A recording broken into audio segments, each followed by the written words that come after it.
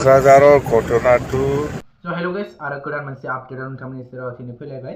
क'क्राझाराव ओरैबायदि दावराव जाबाय थादों नङा होमबा लोगोफोर बे दावरावखौ लानानै हाग्रामा महिलारि सारा मा फोरमायखो नोंथांमोना भिडिअखौ नायोब्ला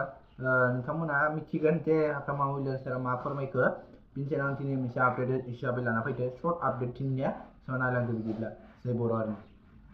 ঘটনাটো